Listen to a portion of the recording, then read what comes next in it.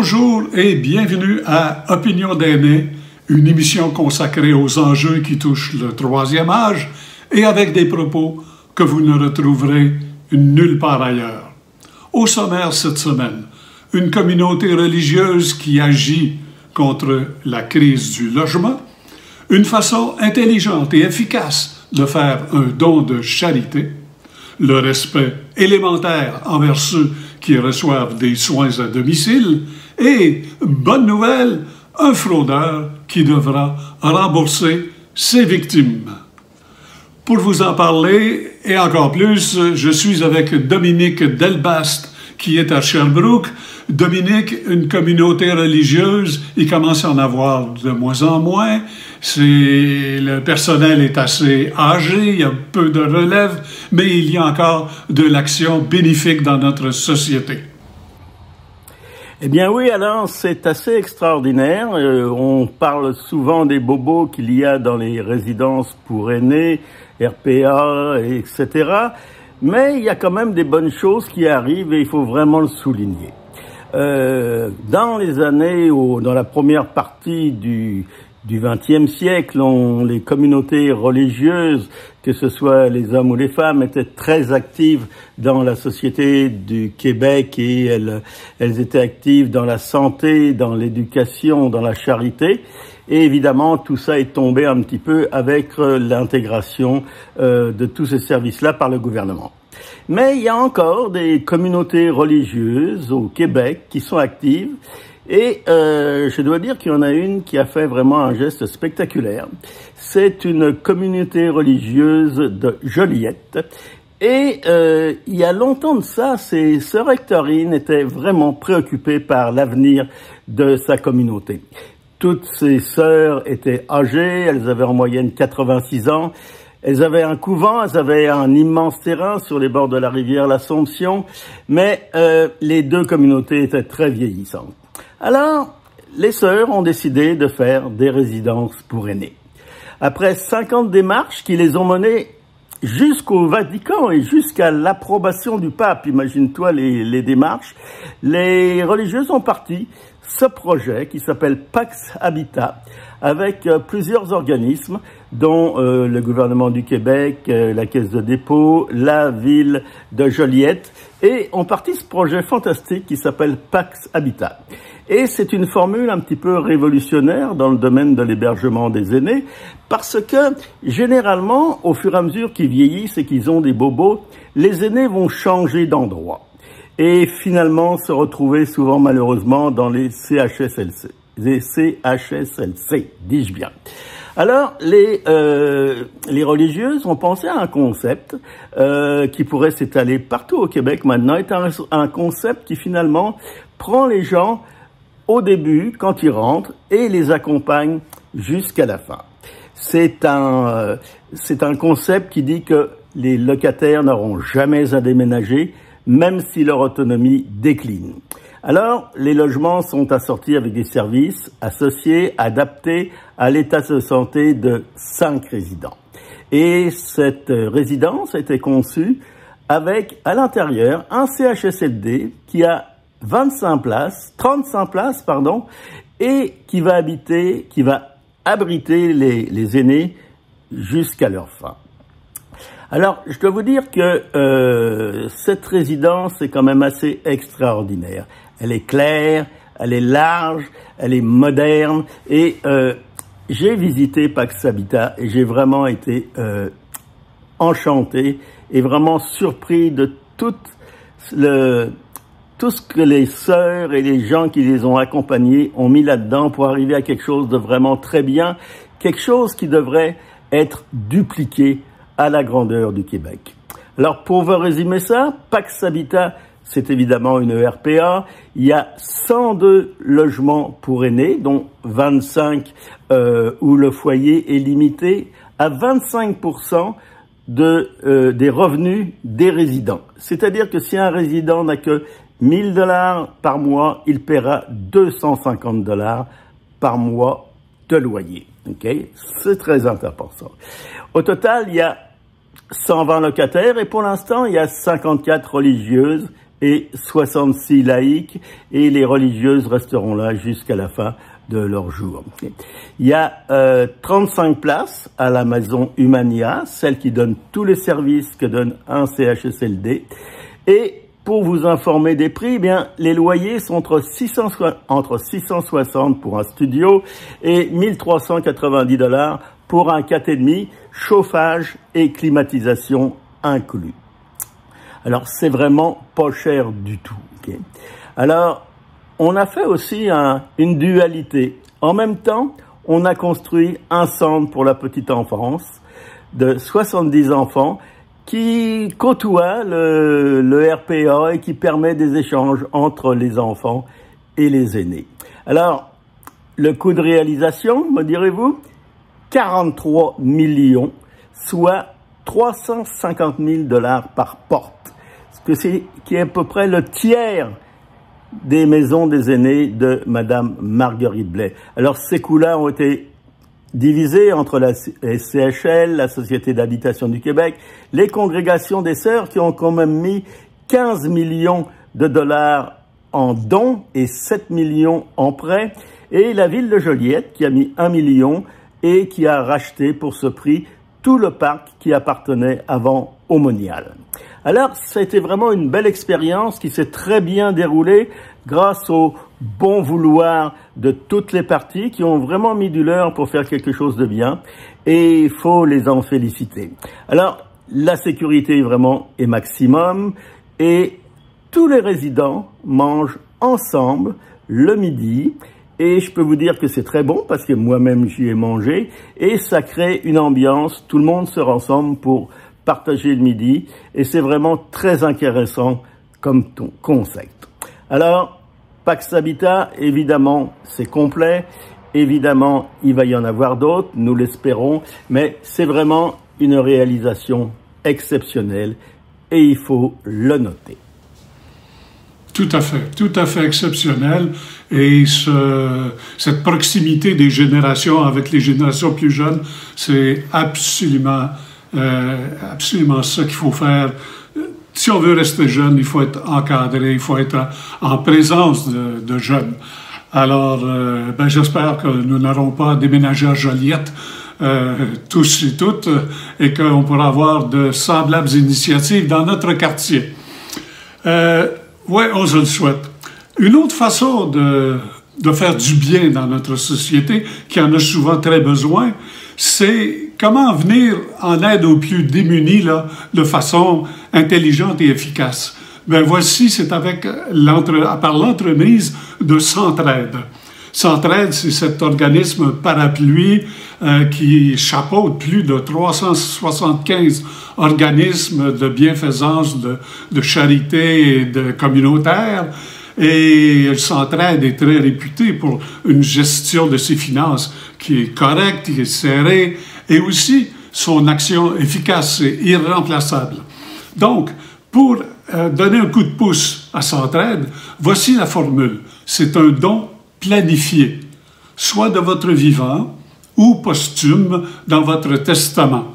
Alors, vous déterminez un montant ou alors un pourcentage de vos placements, de vos REER, et vous faites une contribution à un fonds dotation. Un fonds dotation, c'est comme une fondation qui génère des revenus importants. Alors, vous pouvez y faire comme contribution une somme, oui, bien sûr, ou le don d'une police d'assurance vie, ou un don dans votre testament. Mais vous me direz, bien sûr, si je donne de l'argent à Centraide, ça n'en fait moins pour ma succession. Mes enfants, mes petits-enfants. Eh bien, c'est ça qui est intéressant. Votre succession, vos enfants, bénéficieront de généreux crédits d'impôt. Autrement dit, vous donnez d'une main, le gouvernement vous en donne une partie de l'autre. Alors, encore une fois, il ne s'agit pas de donner ses revenus actuels. Vous en avez besoin pour vivre. Mais des revenus, des sommes de votre patrimoine, de vos économies, votre bas de laine, autrement dit. Et comme d'habitude, les finances personnelles, ce n'est pas simple. Alors, on recommande chaudement de vous faire conseiller par un gestionnaire de patrimoine. Il y en a dans toutes les institutions financières. Un planificateur financier, votre notaire, tiens, vous révisez votre testament, c'est la bonne occasion. Votre comptable, si celui-ci vous a procuré un généreux chèque de retour d'impôt, c'est peut-être le temps d'en économiser, d'en placer une partie de cet argent disponible pour faire du bien. Parce que s'entraide prépare les générations futures et s'entraide, c'est le meilleur des véhicules pour faire une œuvre utile auprès des gens qui en ont besoin dans notre société. Ce qui m'amène à vous présenter tout de suite la personnalité de la semaine. Il s'agit de Mme Louise Rochette. C'est une retraitée. Elle a vendu récemment sa maison, elle en a discuté avec ses enfants et elle a décidé de faire un don testamentaire à l'aide de Centraide, par l'entremise de Centraide. Centraide où elle avait fait pendant de nombreuses années beaucoup de bénévolat. Alors elle dit ceci, chaque dollar amassé en dotation est décuplé et investi de façon réfléchie par Centraide. Et ça sert à combattre la pauvreté et l'exclusion sociale. Donc, c'est fort utile. Madame Rochette, vous êtes un exemple à suivre. Merci beaucoup et bravo. Puisqu'on parle d'argent, Dominique, parlez-nous de ce fraudeur qui doit rembourser ses victimes. C'est intéressant, ça. Oui, c'est intéressant et c'est un petit peu nouveau. Alors, rappelez-vous de ce nom-là. Carl René Moody. Et il est à la tête d'une bande d'escrocs qui ont soutiré plus de 250 000 $ à une trentaine d'aînés. Alors, évidemment, ils ont été épinglés, pas pour la première fois, pour d'autres fois. C'est toujours le même scénario. C'est le scénario qui affecte les aînés. Ça s'appelle la fraude grand-père. Et ça consiste à appeler un aîné, lui faire croire que sa carte de visa a été hackée ou volée. Et on lui envoie un supposé représentant des postes qui va récupérer sa carte et son NIP. Évidemment, ça, quelques minutes après, les comptes sont vidés et les braves aînés se sont fait avoir. Alors, ce fraudeur s'est fait étrangler avec sa gang et il a commencé par faire un tout petit peu de prison. Et après ça, il est sorti et le lendemain de sa sortie de prison, il s'est fait réépingler pour une autre fraude de 73 000 $ sur d'autres personnes âgées. Alors, on en a parlé souvent ici des fraudes aux aînés. Soyez toujours prudents, ne donnez jamais votre NIP, vos numéros à quelqu'un que vous ne connaissez pas, ni sur Internet, ni au téléphone. Ça ne se fait pas. Alors, dans ce cas-là, le Carl René Moody en question et ses copains ont été réépinglés et finalement, le procureur et l'avocat se sont entendus pour une peine de 23 mois de détention. Grosse peine, mais avec le jeu des remises et de ce qui a déjà été purgé en prévention détentive, il lui reste plus que 22 jours à purger. C'est quand même dramatique pour ce jeune homme. Et il sera soumis à une probation de 10 ans et il devra verser 80 000 $ à Visa, qui a remboursé ses clients, sur une période de 10 ans. Bon. Évidemment, le juge Labelle a dit que cette peine pouvait sembler clémente, à la limite, mais comme il a plaidé coupable, c'est comme une sorte de réhabilitation. Et ça a fait faire des économies au palais de justice de Montréal, imaginez-vous. Imaginez-vous, vu qu'il a plaidé coupable, le palais de justice a fait des économies. Faut leur remercier pour ça. Et voilà, le juge se préoccupe plus des économies que doit faire le palais de justice que des fraudes et des vols qui sont faites envers les aînés. C'est pour vous dire comment notre justice est bien vis-à-vis de nos aînés, bien compréhensive. Alors, Je vous signale quand même que pendant ce temps-là, aux États-Unis, il y a un Canadien, québécois, qui s'appelle Patrice Ronner, qui a 57 ans et qui a volé 175 millions de dollars à 1,3 million de personnes aux États-Unis entre 1994 et 2014. Et ça, c'est un vrai fraudeur. Ça, c'est un fraudeur. Mais il a quand même été condamné à 10 ans ferme de prison. Ça, c'est une vraie peine. Alors, peut-être qu'on va s'enlever les doigts de nez et avoir des peines plus conséquentes pour les fraudeurs, tous les fraudeurs, et surtout les fraudeurs des aînés, parce que les aînés n'ont pas 20 ans pour se refaire d'une fraude. Alors, messieurs les juges, appliquez la loi, mettez-les en prison, puis donnez-leur une bonne leçon à chaque fois pour pas qu'ils recommencent le lendemain où ils sont sortis, et surtout pour qu'ils ne remboursent pas Desjardins avec de l'argent qu'ils voleront encore aux aînés. Le travail, c'est la santé. On leur souhaite de travailler beaucoup. On leur souhaite de travailler beaucoup pour rembourser. Parlant de santé, Dominique, les soins à domicile, on en réclame beaucoup. Il y en a quand même déjà un peu. Mais ça doit se faire dans le respect. Et là-dessus, vous avez un exemple là, de ce qu'il ne faut pas faire. Oui, il faut reconnaître qu'il y a un petit peu de soins quand même à domicile, et c'est bien. Mais il faut qu'il soit fait avec tact et avec respect. J'ai un exemple, par exemple, à Sainte-Rose, une dame que nous appellerons Rose, qui a 82 ans et qui a droit à domicile à avoir une toilette par semaine pour son confort et pour son hygiène. Alors, dans ce cas-là, les soins à domicile, c'est parfait, mais ils ne s'appliquent pas toujours avec la réalité des choses. Quelle ne fut pas sa surprise de cette dame de voir débarquer chez elle un homme noir qui se présente pour faire sa toilette intime. Imaginez, cette dame qui est du siècle passé, qui a des vieilles habitudes et qui doit s'exposer nue à une personne mâle et noire et qu'elle ne connaît pas. Personne n'est de mauvaise volonté dans ce cas-là, mais on peut imaginer que la directrice des soins a manqué de discernement. Beaucoup. Imaginez le bruit que font les femmes voilées quand il n'y a pas de femmes médecins. Quand il n'y a pas de femmes médecins disponibles et qu'on leur propose d'être examinées par un médecin homme. Elles refusent catégoriquement. Alors, ce sont des situations qui ne devraient pas se répéter. On devrait faire attention à ça. C'est vrai que nous avons beaucoup de personnel qui nous arrivent de multi-ethnies et qui sont des gens compétents, des gens qui font bien leur travail. Mais dans certains cas, il y a quand même des choses à éviter. Oui, tout à fait. Et dans un tout autre sujet, voici un incident un petit peu cocasse. Habituellement, les gens ne courent pas pour entrer et se faire inscrire dans un CHSLD.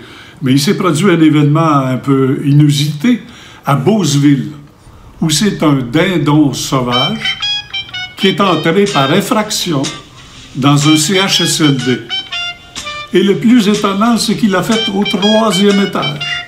Il a cassé une vitre et rentré dans un bureau. Puisque c'est une espèce grimpante de dindon, l'histoire ne le dit pas. Mais l'individu à plumes, à plumes, il y a ça, donc c'est des plumes, s'est enfermé finalement dans un bureau où les employés l'ont contraint finalement, et a brassé quelques papiers, et je ne sais pas pourquoi, mais il est reparti. Alors c'est un peu inusité, et il faut dire que des dindons sauvages, il y en a pas mal hein, dans les zones rurales, et c'est devenu une nuisance pour les agriculteurs. Il y en a même en ville. Et ils n'ont pas de prédateurs. Alors même dans mon quartier, il y a un dindon qui se promène dans les parterres, à gauche, à droite. Et presque tous les jours, il est photographié par les gens sur Facebook. Il est devenu une vedette dans le quartier. Mais c'est la première fois qu'on entend parler qu'un dindon a voulu entrer dans un CHSLD. Mais vous remarquerez que non, il n'y est pas resté longtemps tout de même.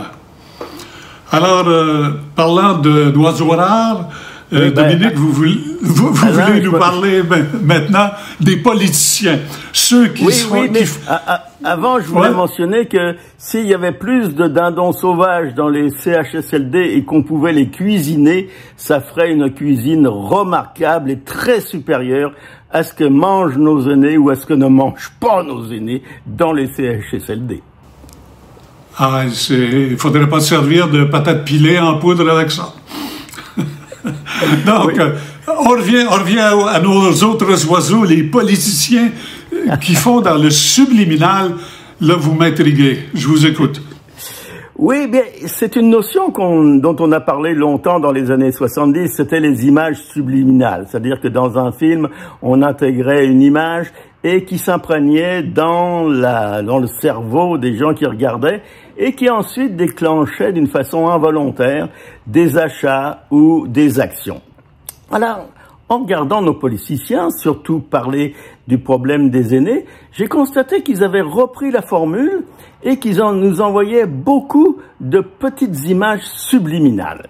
C'est-à-dire qu'ils nous parlent de quelque chose qui va arriver. Par exemple, le dentaire, on va avoir une assurance dentaire, on va avoir une assurance médicaments, mais ça n'arrive jamais, mais ils le répètent tellement de fois que les gens s'imaginent que ça existe.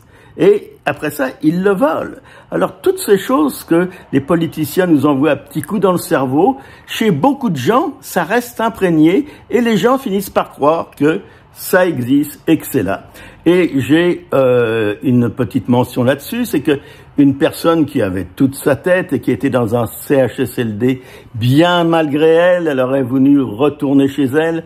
Et à force d'entendre à la télévision qu'il allait avoir des soins à domicile, elle était venue à penser qu'il y avait des soins à domicile et qu'elle a fait beaucoup de pression sur sa famille pour être ramenée chez eux, parce qu'elle était sûre qu'il y avait des soins à domicile.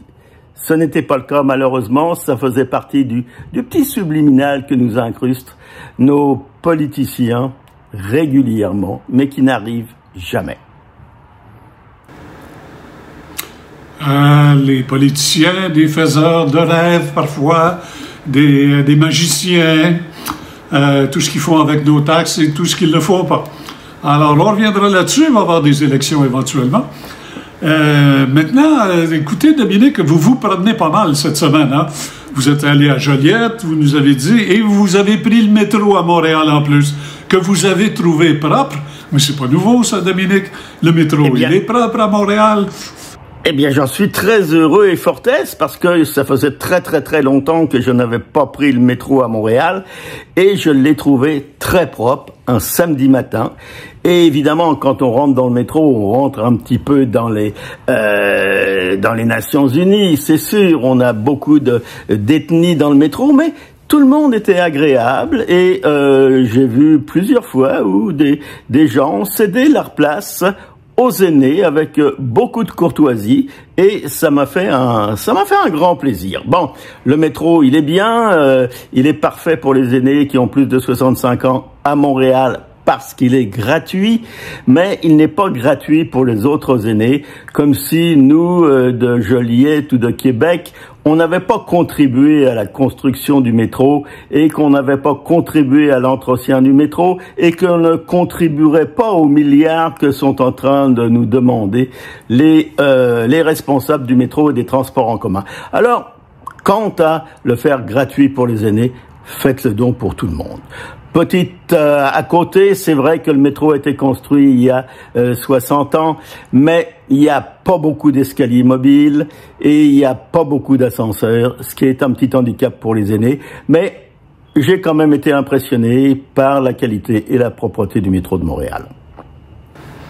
Je vous l'ai dit tantôt, Dominique, il y a des élections qui vont venir dans un an ou deux. Alors, demandez la gratuité aussi. Ne soyez pas jaloux que nous l'avons à Montréal. Oui, et je dois reconnaître qu'il y a plusieurs organismes Oui, oui, il y a plusieurs organismes qui défendent les aînés, qui ont beaucoup travaillé là-desdessus et qui sont arrivés quand même à un bon résultat pour les aînés de Montréal et il faut les féliciter, principalement des regroupements d'aînés. Bon, il y a quelques semaines, nous avions parlé de la question des pourboires. Vous savez, ces pourboires qui sont plus ou moins automatiques, là, lorsqu'on fait un paiement par carte bancaire ou par carte de crédit, on nous pousse un peu dans le dos, sinon carrément on vous impose presque 15%, 18, 20 et mettez-en. Alors, il y a un auditeur qui nous a fait une suggestion qui est tout à fait raisonnable, payer comptant. Ça vous prend que de l'argent, payer de l'argent dans votre porte-monnaie, laissez de côté le plastique, payez comptant et vous calculerez combien vous voulez donner, c'est vous qui avez la maîtrise. Et il y a une auditrice, Alain, qui m'a dit que j'avais fait une petite erreur quand j'ai parlé du pourboire et des cartes de crédit. J'ai dit que c'était Visa qui fixait les montants. Et ce n'est pas vrai. Les restaurateurs qui m'ont dit ça m'ont menti. Ce sont les restaurateurs qui fixent eux-mêmes les montants avec ou sans la taxe. Alors c'est un rectificatif. Merci à cette dame. Alors nous souhaitons que les restaurateurs ne deviennent pas des petits fraudeurs non plus. Voici notre question de la semaine en terminant. Irez-vous en vacances avec vos enfants et vos petits-enfants cet été? Sont-ils trop occupés? Ça peut arriver. Donnez-nous vos commentaires là-dessus. Nous sommes diffusés sur notre page Facebook. Commentez, s'il vous plaît. Faites circuler. Et on se revoit la semaine prochaine. Merci, Dominique. Merci à vous, mesdames et messieurs. Et d'ici la prochaine émission, portez-vous bien. Profitez de la vie.